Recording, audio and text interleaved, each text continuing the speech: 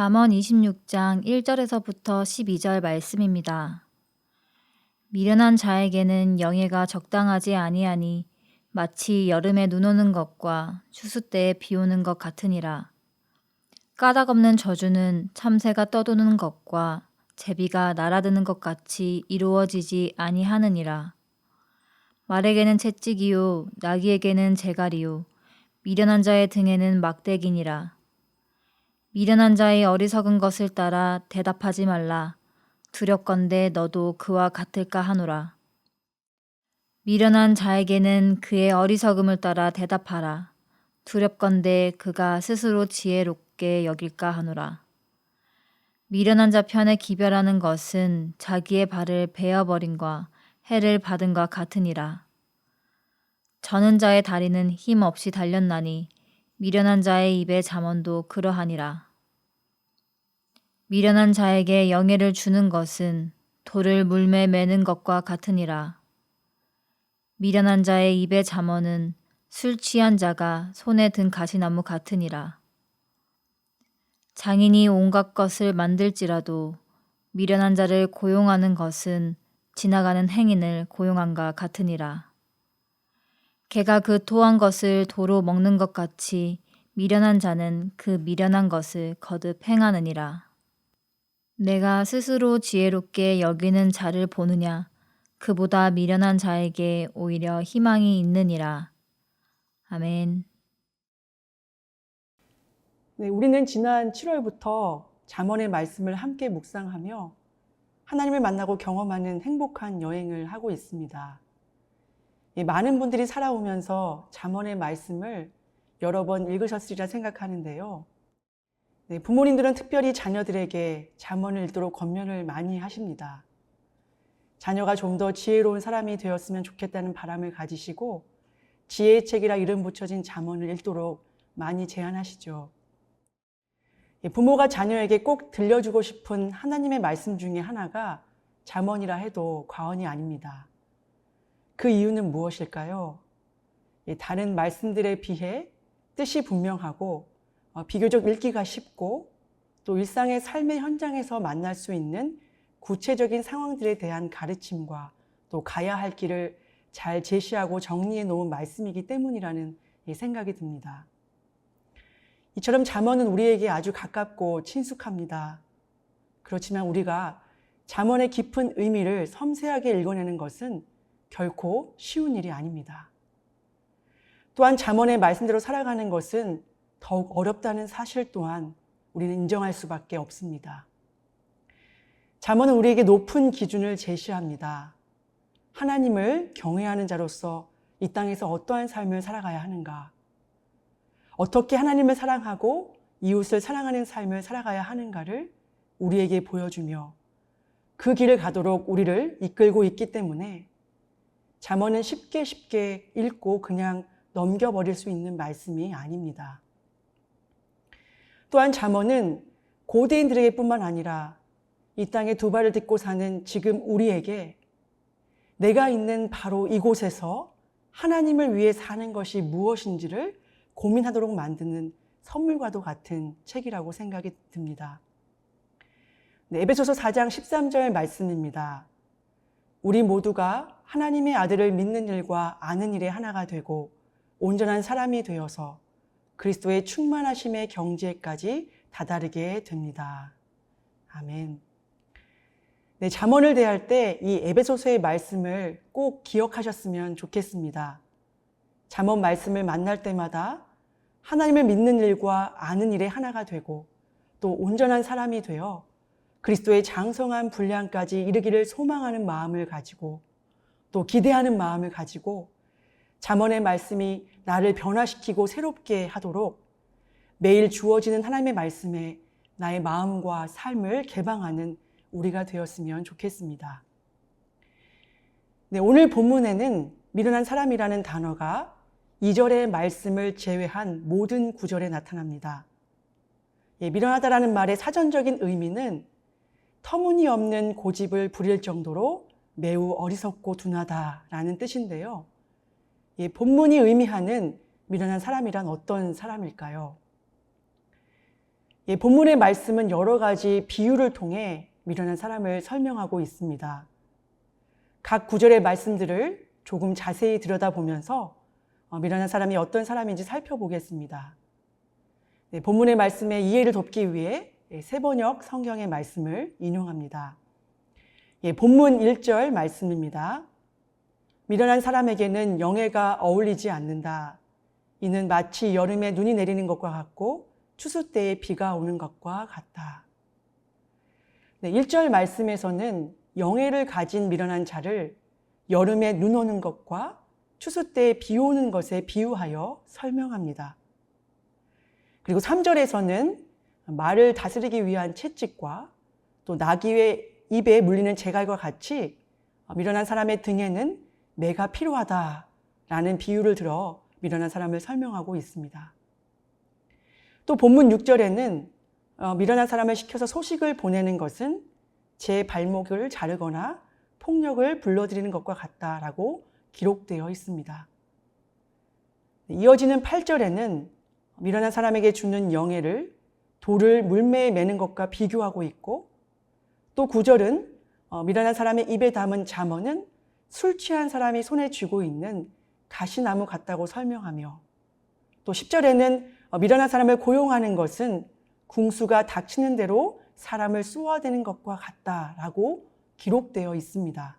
이러한 1절부터 10절까지의 말씀들은 미련한 사람이 가진 성향과 특징, 그 심각성을 점층적인 방법으로 조금씩 더 강하고 공격적인 어조로 설명하고 있다는 것 또한 우리가 발견할 수 있습니다. 1절부터 10절의 비유 속에 나타난 미련한 사람이 어떤 사람으로 다가오십니까? 오늘 본문에 비유돼 설명된 미련한 사람의 특징을 살펴보면 이 사람은 절대로 믿고 신뢰할 수 있는 사람이 아닙니다. 상식적인 소통과 대화가 어려운 사람이고, 곁에 있으면 불편하고 위험한 사람, 또 이기적이고 자기중심적이어서 다른 사람에게 피해를 주는 사람이라고 볼 수 있습니다. 한마디로 미련한 사람은 함께 더불어 살아가기 힘든 사람이라고 말할 수 있습니다. 그런데 이러한 미련한 사람에 대한 평가의 클라이맥스는 11절 본문에 나타나고 있습니다. 11절 말씀입니다. 개가 그 토한 것을 도로 먹듯이 미련한 사람은 어리석은 일을 되풀이한다. 이 말씀은 미련한 사람은 여러 가지 면에서 문제가 있는 사람이지만 그 사람의 가장 큰 문제는 무엇이냐면 어리석은 일을 되풀이하는 것이라고 설명하고 있습니다. 토한 것이 더러운 줄도 모르고 다시 먹는 개처럼 미련한 사람의 가장 큰 심각성은 자신의 어리석음을 깨닫지 못하고 또 어리석은 행동들을 멈추지 못하고 그 안에 갇혀 살아가는 것임을 이야기합니다. 오늘 본문의 말씀 속에 등장하는 미련한 사람을 정리해 보자면 이 사람은 참으로 문제가 많은 사람입니다. 앞서 살펴보았듯이 함께 더불어 살아가기 힘든 사람이고, 또 자신에게 해가 되는 어리석은 일들을 반복해서 되풀이하는 사람이라고 할 수 있습니다. 이러한 사람은 참 한심한 사람입니다. 불쌍한 사람입니다. 타인과의 관계 안에서 누릴 수 있는 신뢰와 사랑을 경험하지 못하니 참으로 불행한 사람입니다. 그런데 여러분, 이보다 더 한심하고 불쌍하고 불행한 사람이 있다고 성경은 말합니다. 오히려 이런 미련한 자에게 희망이 있다고 성경은 말합니다. 본문 12절 말씀입니다. 너는 스스로 지혜롭다 하는 사람을 보았을 것이나 그런 사람보다는 오히려 미련한 사람에게 더 희망이 있다. 성경은 우리에게 말합니다. 매우 어리석고 둔한 미련한 자보다 스스로 지혜롭다 여기는 교만한 자가 더 한심하고 불쌍하고 불행한 사람이며, 그런 자에게는 소망이 없다고 선언합니다. 사랑하는 성도 여러분, 우리는 잠언이 우리에게 주는 하나님의 말씀에 귀를 기울여야 합니다. 잠언은 하나님을 경외하는 것이 지혜와 지식의 근본이며 거룩한 자를 아는 것이 명철이라고 말합니다. 또한 잠언은 교만이 패망의 선봉이라고 말합니다. 우리는 교만의 자리, 스스로 지혜롭다 여기는 자리, 하나님이 되려는 욕망의 자리에서 내려올 때 그 자리에서 비로소 하나님을 경외할 수 있습니다.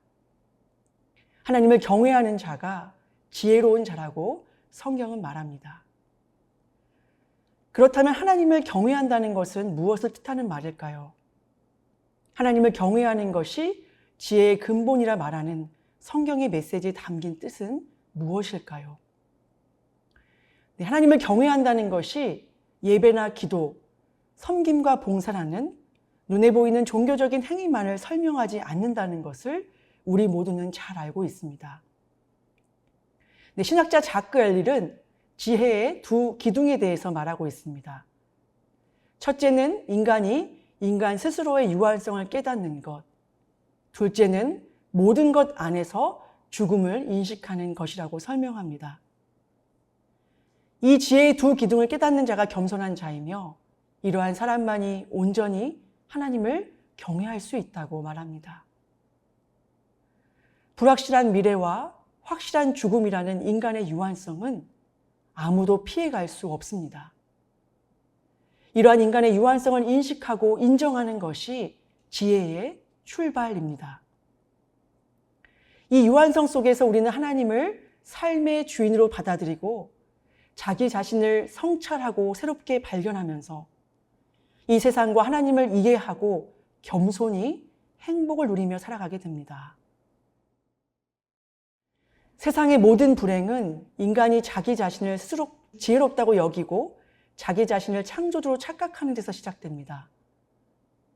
인간이 자신을 창조주로 착각하여 권력을 행사할 때 그 일은 다 공허감을 불러일으키고 허무한 결과를 낳게 됩니다. 인간인 우리가 인간 스스로를 창조주로 착각할 때마다 우리는 파멸하고 파멸시키는 존재가 됩니다. 사랑하는 여러분, 우리는 하나님을 경외하는 자입니까? 진정 지혜로운 자입니까? 교만함의 자리에서 내려와 겸손히 나의 유한성을 인정하며 모든 것 안에서 죽음을 인식하며 하나님 한 분만이 창조주이시며 통치자이심을 온 삶으로 인정하며 살아가고 있습니까? 배가 부를수록 부족함을 더 불평하고 더 많은 것을 갖기 위해 욕심을 부리고 또 안전하고 평안할수록 더 두려워하는 것이 바로 인간입니다. 이처럼 인간은 참 어리석고 미련하다는 것을 우리는 인정해야 하고 또 우리는 만족을 모르는 탐욕의 존재인 것도 받아들여야만 합니다. 인간은 감사를 알지 못합니다. 게다가 자신의 유한함을 깨닫지 못하고 교만하기까지 합니다. 스스로 자신을 지혜롭다 여깁니다. 이 세상과 모든 피조물의 주인이 하나님이심을 알지 못하고 자신이 모든 것을 판단하고 주장하고 통제하려는 고집불통 어리석은 존재가 바로 인간입니다. 오늘 말씀 앞에서 우리와 우리의 삶을 돌아봅니다. 업신여길 대상을 찾아 그를 향하여 손가락질을 하고 비난하며 무시하면서도 스스로는 자신을 지혜롭다 여기는 교만함에 빠져 살아가고 있지는 않았는지 나의 마음과 삶을 들여다봅니다. 또한 하나님을 경외한다는 것이 무엇인지 알지 못하고 종교적인 행위에만 몰두하며 살아온 것은 아닌지 또한 돌아봅니다. 사랑하는 성도 여러분, 매일의 삶 가운데서 다른 것을 구하고 바라는 것이 아니라 오직 하나님의 긍휼과 자비를 구하는 우리가 되었으면 좋겠습니다. 교만함의 자리, 하나님의 자리에서 내려와 겸손히 주어진 일상을 최선으로 받아들이고 그 안에서 예수 그리스도만을 닮아가기를 선택하며 살아가는 우리 모두가 되기를 간절히 기도하고 응원합니다. 이 시간 함께 기도하겠습니다. 첫 번째, 누군가와 함께 더불어 살아가기 힘든 미련한 자가 아니라 누구와도 정을 나누며 함께 살아가는 그리스도인이 되게 하소서. 두 번째, 스스로 지혜롭다 여기는 교만함을 용서하여 주시고 겸손히 하나님을 경외하게 하소서. 세 번째, 코로나로 어려움을 겪고 있는 우리의 이웃과 형제 자매들에게 위로와 회복을 허락하여 주옵소서. 우리 세 가지 기도 제목을 가지고 함께 기도하겠습니다.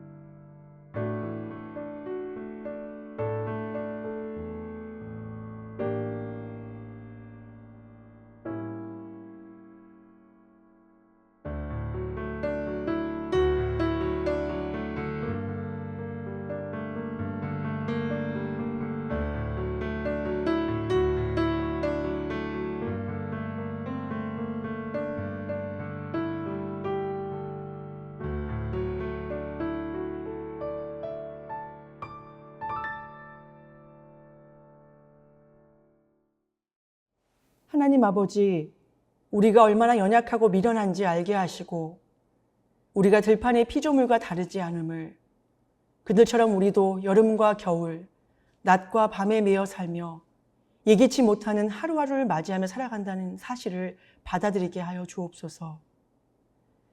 주님은 우리를 지극히 작게 만드셨고 우리 인생을 동화처럼 짧게 허락하셨습니다. 이 짧은 삶 이후, 이 짧은 삶의 여정이 끝난 후 영원한 하나님의 사랑에 있음을 기억하며 오늘을 살고 내일을 기대하는 삶의 여정이 되게 하옵소서. 겸손히 하나님 한 분만으로 만족하는 오늘과 내일, 매일의 삶이 되게 하옵소서. 예수님의 이름으로 기도드립니다. 아멘.